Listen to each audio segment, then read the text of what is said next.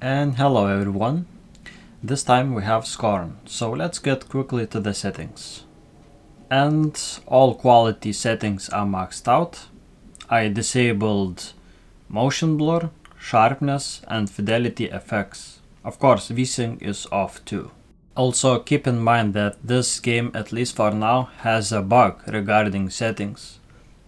Every time you launch it, it will change it silently back to default settings, but it will still show you your previously set up settings. So if you set it to high, for example, exit the game, launch it again, and it will say that those settings are high, but in reality they will be set to default. So be aware of that if you are comparing other people from other sources.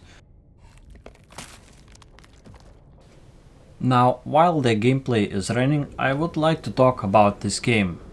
So there are two major issues with it. The first one is the combat system and the second one is the save system. So I'll start with the combat system.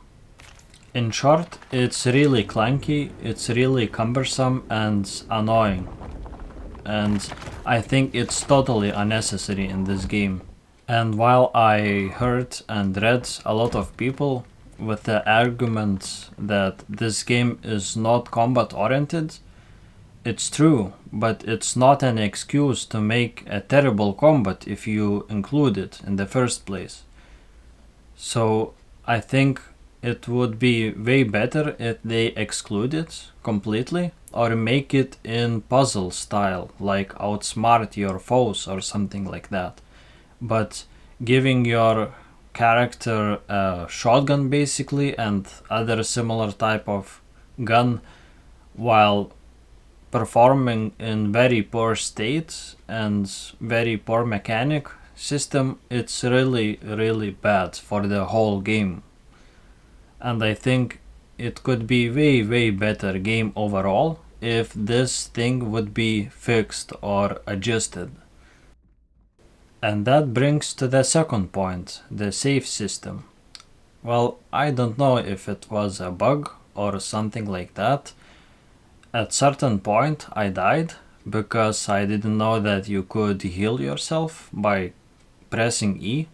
I don't know, for some reason game just doesn't show you your keys for in the gameplay, like small notification, oh, you with this key you can do that. It doesn't show anything.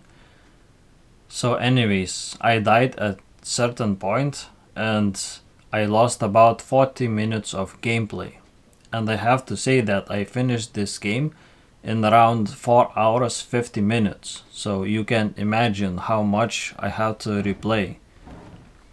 And that comes with a bad combat system. I think I died in second or third act, which includes gunplay, and that part was just no fun. This game has a lot of invisible walls, so you have sometimes very frustrating experiences where you get stuck with invisible walls, you cannot evade your opponents, and it's just very clunky system. So replaying all those 40 minutes that I lost was really annoying, at least in my opinion and from my experience. So if those two things would be remedied, this game would be way better than it is. And despite its length, at around 4 to 5 hours, it would be fantastic experience. It kinda really is still, but when you get to the combat system, the game starts to fall apart.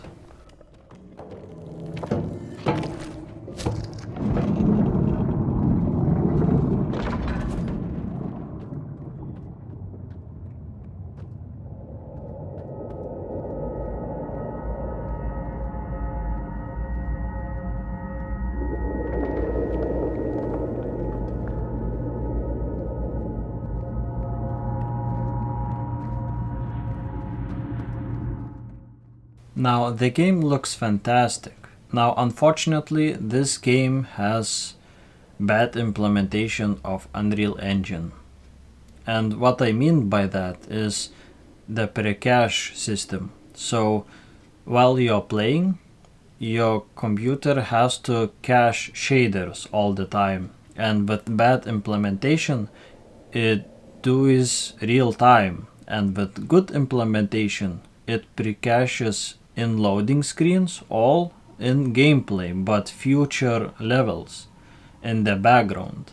So with bad system, it does it real time. And when the time comes for pre-caching, you get stutters. And for the first playthrough, you will get a lot of stutters. So yeah, in this gameplay you can see that there are very few stutters, but in the first playthrough you will see a lot of them.